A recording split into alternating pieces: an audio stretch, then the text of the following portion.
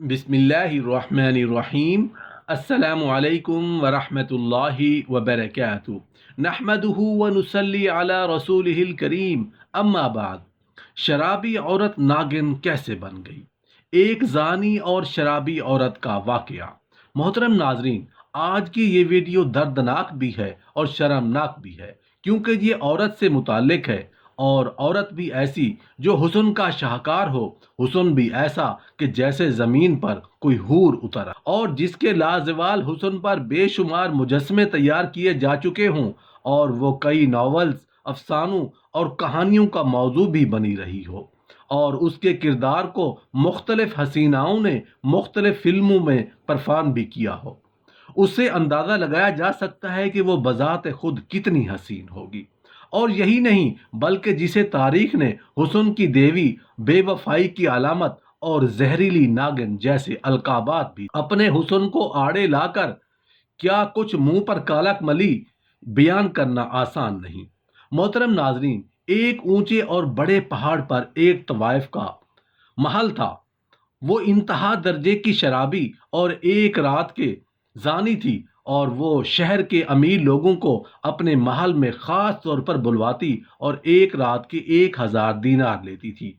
चूंकि पैसों की कमी नहीं थी, तो शहर के सबसे बड़े शराब खाने से उसके लिए शराब मंगवाई जाती थी। उसकी कनीज हर दम उसकी खिदमत में रहती थी। एक बात बहुत अजीब थी कि उसके महल में जो अमीर आदमी एक बार आता वो फिर दोबारा नजर नहीं आता था। वो इतनी खूबसूरत थी और आवाज़ और अंदाज ऐसा दिल नशीन था कि कोई ना चाहते हुए भी उसके पास चला आता। अब ऐसा होने लगा कि आहिस्ता आहिस्ता उस जगह के अमीर और रईस लोग उसके पास जाल में फंसने लगे, और उनको बीवियां सख्त परेशान थीं कि उनके शौहर कहाँ चले जाते हैं। उन्हें ये नहीं पता था कि उनके शौहर महल की तरफ जा रहे हैं, क्योंकि एक बार जो महल में जाता वापस नहीं आता था। बहुत ढूंढवाया भी गया, लेकिन कोई भी अमीर आदमी अब तक वापस नहीं आया था।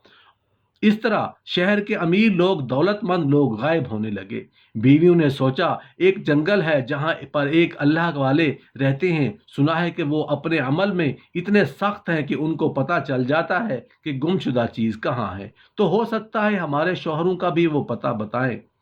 वो सब एक साथ कहने लगीं, हमें उनके पास जाना पड़ेगा, उसके अलावा कोई और हल नहीं है। उन सब ने उस जंगल में जाने का इरादा कर लिया। बहुत दूर का तवील सफर था। आखिरकार वो उस जंगल में पहुंच ही गए, जहां पर एक अल्लाह वाले किसी पेड़ के नीचे इबादत कर रहे थे। वो लोग इंतजार करते रहे, लेकिन उनकी इबादत खत्म नहीं हो रही थी। फिर जब रात का पिछला पहर आया, तो वो तहज्जुद की नमाज से फारिग हुए और देखा कि वहां पर बहुत सारी औरतें खड़ी हुई हैं जो परेशान नजर आ रही हैं। और कहा, तुम लोग यहाँ जिस काम से आई हो हम जानते हैं। तो वो कहने लगी, हजरत कुछ करें, हमारे शौहर घर से जो गायब हुए हैं तो वापस लौट कर नहीं आए हैं। हमें पता है वो कहाँ हैं, वो कहाँ गए हैं, इसलिए हमें खास अमल करना है। वो अमल करने दो, उसके बाद हम उस जगह जाएंगे और तुम्हारे शौहर सही सलामत ईमान के साथ तुम्हारे पास लौट आएंगे।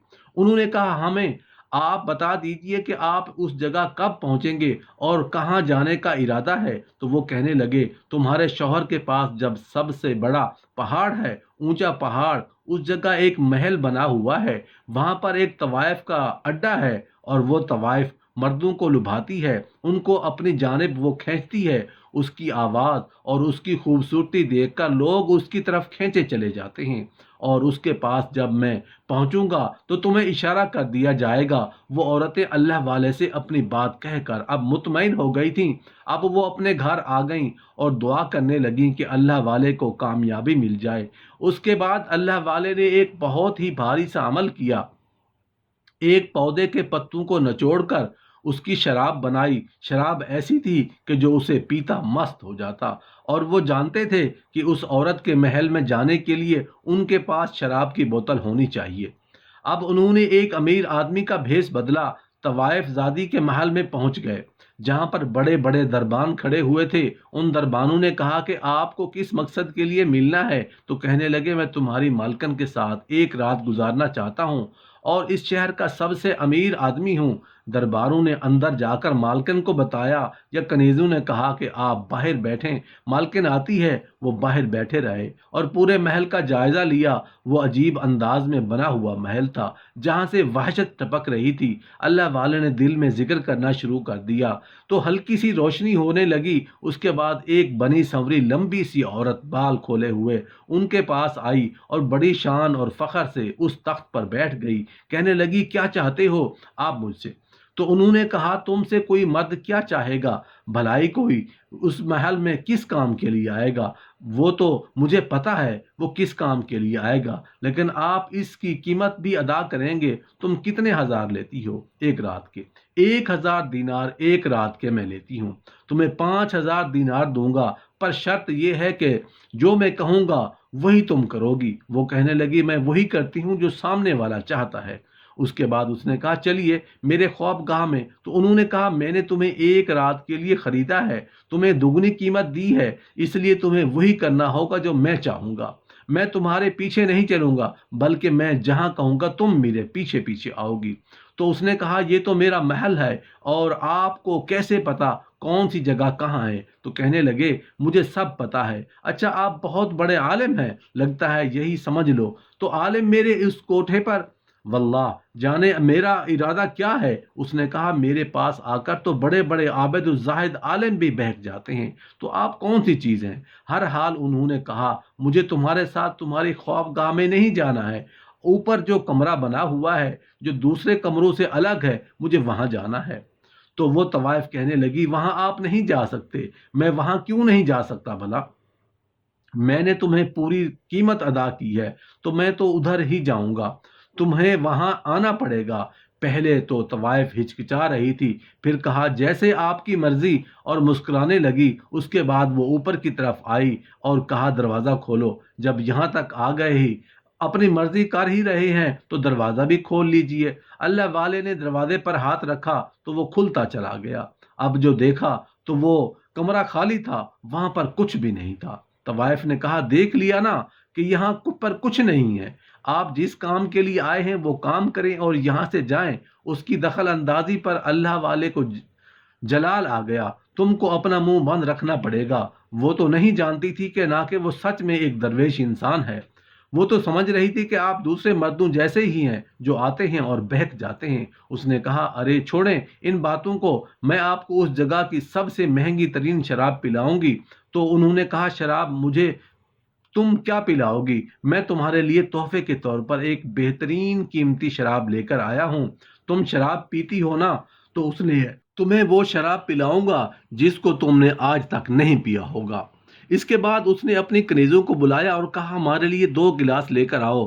اللہ والے نے کہا، میں تو شراب نہیں پیتا، میں تو صرف پلانے آیا ہوں۔ کہنے لگی، اتنے امیر رئیس دولت مند انسان ہو اور شراب کو ہاتھ نہیں لگاتے ہو، عجیب بات ہے۔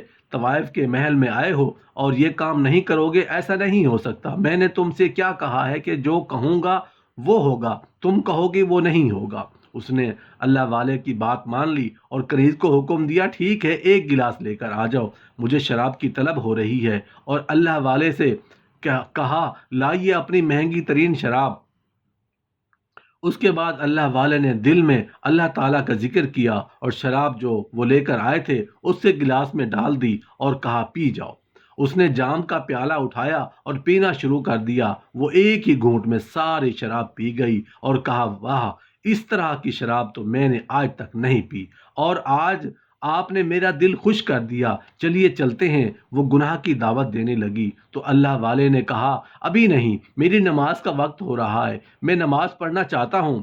کمال کی بات ہے، ایک تو ایک طوائف کی زادی کے پاس آتے ہو جس کے پاس اس شہر کے دولت مند آدمی آتے ہیں، اور پھر شراب کو ہاتھ نہیں لگا رہے ہو، اور مجھے میری خواب گاہ کی طرف لے کر بھی نہیں گئے ہو، اس کمرے میں آ گئے ہو اور اب کہتے ہو نماز پڑھوں گا۔ اللہ والے نے کہا، میں تم سے جو کہہ رہا ہوں وہ مجھے کرنے دو، ورنہ بہت برا ہو سکتا ہے۔ تو وہ عورت غصے میں آ گئی اور کہا، کیا کر لو گے؟ ابھی کچھ نہیں کہہ سکتا، تم شراب کے نشے میں ہو، فی الحال مجھے نماز پڑھنے دو۔ اس کے بعد انہوں نے نماز پڑھنا شروع کر دی، کافی دیر تک نماز پڑھتے رہے۔ وہ عورت بیزاری سے اللہ والے کو دیکھتی رہی۔ جس جگہ زندگی میں کبھی عبادت نہ کی گئی ہو، جہاں پر صرف گناہ ہی کیا گیا ہو، وہاں ایک اللہ والے تمام طوائف خانے پر نماز ادا کر رہے تھے۔ اس کے سارے کنیز اور غلام وہاں آ کر کھڑے ہو گئے۔ پھر اللہ والے نے دعا کرنا شروع کی۔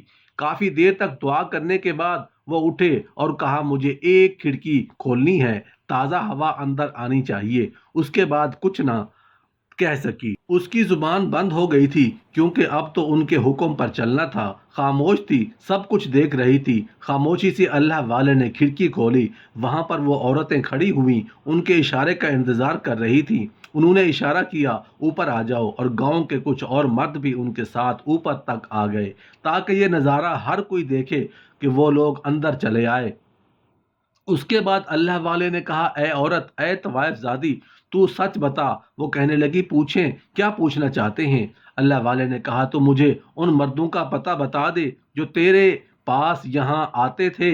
وہ شہر کے امیر اور رئیس ترین آدمی تھے، اور یہ جو عورتیں کھڑی ہیں ان کے وہ شوہر تھے۔ تو عورت نے کہا، ہاں، وہ یہاں ایک رات کا گناہ کرنے آتے تھے، اور کیا فائدہ ان آدمیوں کے بارے میں پوچھنے کا کہ جو اپنی ان بیویوں کو چھوڑ کر میرے پاس آتے تھے۔ وہ ان کا اور اللہ کا معاملہ ہے، انہوں نے گناہ کیا ہے تو ان کو اس کی سزا بھی ملے گی۔ اس نے کہا، سزا ملنے یا نہ ملے میں نہیں بتا سکتی کہ وہ کہاں ہیں۔ اللہ والے نے کہا، تو مجھے بتائے گی تو عافیت میں رہے گی، ورنہ بہت بڑی سزا تجھے ملے گی۔ لیکن وہ نہیں مانی۔ جب وہ نہیں مانی تو اللہ والے نے کہا، مجھے پتا ہے کہ وہ آدمی کہاں ہے، میں تو صرف تجھے بچانا چاہ رہا تھا، لیکن افسوس یہ ہے کہ تو نہیں سدھری۔ اس کے بعد انہوں نے تمام عورتوں کی طرف دیکھا اور کہا، تم جانتی ہو تمہارے شوہر کہاں ہیں؟ ہاں بتائیے حضرت، وہ کہاں ہیں؟ انہوں نے زور سے اللہ اکبر کہا، اور ایک بڑا سا پردہ ہٹا اس کی آواز پر، جو کہ پہلے وہاں تھا ہی نہیں۔ سب نے اپنی آنکھوں سے دیکھا کہ وہ کمرہ خالی تھا، لیکن اب وہاں پر بڑے بڑے شیشے رکھے ہوئے تھے، جن کے اندر عجیب سے جانور موجود تھے۔ وہ جانور شیشے کے برتن سے باہر آنے کے لیے بے تاب تھے، لیکن باہر نہیں آ پا رہے تھے۔ وہ کہنے لگے، اے طوائف زادی، تو نے یہاں ان جانوروں کو کیوں بند کر کے رکھا ہوا ہے؟ ان کو باہر نکالو۔ تو کہنے لگی، میں انہیں نہیں نکال سکتی، یہ میرے پالتو جانور ہیں۔ ان کو دیکھ کر تو ہرگز نہیں لگ رہا کہ تم نے انہیں یہاں پالا ہوا ہے، بلکہ تم نے انہیں یہاں قید کیا ہوا ہے۔ دیکھو تو کتنے زیادہ بے تاب ہو رہے ہیں باہر آنے کے لیے۔ اس کے بعد اللہ والے نے ان تمام بیویوں کی طرف دیکھ کر کہا، جاننا چاہتی ہو شوہروں کے بارے میں؟ تو یہ جو جانور قید ہیں تمہارے شوہر ہی ہیں، اور اس طوائف زادی نے انہیں جانور بنا کر یہاں قید کر لیا ہے۔ اس کا مقصد یہی ہے کہ یہ آدمیوں کو یہاں بلا کر ان کو ایسی شراب پلاتی ہے جس سے کوئی بھی انسان جانور بن جاتا ہے، اور آج میں نے وہی شراب اسے پلائی ہے۔ اس کے بعد وہ عورت کہنے لگی، کیا مطلب؟ کیا آ، تو کیا میں بھی جانور بن جاؤں گی؟ وہ کہنے لگے، ہاں، اگر تو توبہ کر لیتی ہے تو نہیں بنے گی، ورنہ میں کچھ نہیں کہہ سکتا۔ اس نے کہا، میں کیوں توبہ کروں گی؟ میرے پاس سب کچھ ہے، میرے پاس کسی چیز کی کمی نہیں ہے، اور مجھ پر تمہاری پلائی ہوئی شراب کا کوئی بھی اثر نہیں ہوگا۔ وہ بڑے فخر سے کہہ رہی تھی، لیکن اسی وقت اس کو اپنے جسم میں تبدیلی محسوس ہونے لگی۔ اس کا جسم آہستہ آہستہ بدلنے لگا۔ وہ جو بہت خوبصورت تھی، حسین تھی، لمبے کالے بال تھے، دیکھتے ہی دیکھتے وہ بڑی سی ناگن بن گئی، اور جس شیشے میں وہ انسان نما جانور گئے تھے، ان میں سے ایک شیشے پر اللہ والے نے پڑھ کر پھونکا تو وہ اس شیشے میں قید ہو گئی۔ وہ وہاں سے چلانے لگی، تم نے مجھے شراب پلائی ہے، تمہاری شراب نے مجھے یہ کیا ہو گیا ہے؟ اللہ والے کہنے لگے، ہم مسلمان ہیں، نہ شراب پیتے ہیں نہ پلاتے ہیں، شراب حرام ہے، میں نے جو پلایا ہے وہ تو فقط جڑی بوٹی کے قطرے ہیں۔ پھر اس کے بعد وہ بولے کہ پہلے تو میں ان انسانوں کو باہر لے کر آؤں گا، ان جانوروں کو انسان بنانا پڑے گا۔ انہوں نے دوسری بوتل نکالی جس کے اندر جڑی بوٹی کے قطرے تھے، وہ انہوں نے تمام جانوروں کو تھوڑی تھوڑی پلا دی۔ دیکھتے ہی دیکھتے وہ لوگ اپنی اصل حالت میں آ گئے۔ وہاں کھڑے سب مردوں عورتوں نے نعرے لگانے شروع کر دیے۔ اللہ اکبر، اللہ اکبر کی صدا سے پورا محل گونج گیا۔ وہ آدمی رونے لگے، معافیا مانگنے لگے۔ اللہ والے نے کہا، تم لوگوں نے اپنی جائز بیویوں کو چھوڑ کر گناہ کبیرہ کیا اور ایک طوائف زادی کے کوٹھے پر آئے ہو۔ وہ کہنے لگے ہمیں معاف کر دیں، ہم نے بہت بڑا گناہ کیا ہے، اپنی بیویوں کو چھوڑا ہے اور ہم ایسی غلطی اب نہیں کریں گے۔ طوائف زادی اب تک شیشے کے اس برتن میں قید تھی۔ اللہ والے نے کہا تو نے بہت سے مردوں کو گناہ کی طرف اکسایا ہے اور تیری وجہ سے سارے مرد اپنی بیویوں کو چھوڑ کر یہاں آتے تھے، اس لیے تجھے ہم نے ہمیشہ کے لیے ناگن بنا دیا ہے۔ اس سے پہلے کہ اللہ والے وہاں سے جاتے اس نے کہا مجھے معاف کر دیں، مجھے پھر سے انسان بنا دیں، میں ہمیشہ کے لیے توبہ کرتی ہوں اور اس طوائف خانے کو میں بند کر دوں گی، میں وعدہ کرتی ہوں کہ شراب کی بوتلیں پھینکوا دوں گی۔ اللہ والے نے کہا کیا تو سچی توبہ کرتی ہے؟ اس نے کہا ہاں میں سچی توبہ کرتی ہوں۔ پھر اللہ والا نے اسے وہی جڑی پلائی بوٹی پلا دی اور وہ دیکھتے ہی دیکھتے انسان بن گئی۔ تب پھر سے لوگوں نے اللہ اکبر کے نعرے لگائے۔ پھر اس طوائف خانے کو سچ میں بند کر دیا گیا، وہ محل ایک بڑی سی مسجد میں بدل گیا۔ اس کے بعد وہاں کی امامت اللہ والے نے شروع کر دی اور لوگ وہاں پر عبادت کے لیے آنے لگے اور وہ عورت ایک حجرے میں رہنے لگی۔ پھر کبھی اس نے کوئی گناہ کبیرہ نہیں کیا بلکہ ایک اللہ کی نیک بندی بن گئی۔ یا اللہ پاک ہم گنہگار ہیں، خطا کار ہیں، زندگی میں جتنے گناہ جانے میں یا انجانے میں ہم سے سرزد ہوئے ہیں، یا اللہ ہم اپنے تمام صغیرہ اور کبیرہ گناہوں سے توبہ کرتے ہیں، معافی مانگتے ہیں۔ یا اللہ ہمیں بخش دے، معاف فرما دے، آمین یا رب العالمین۔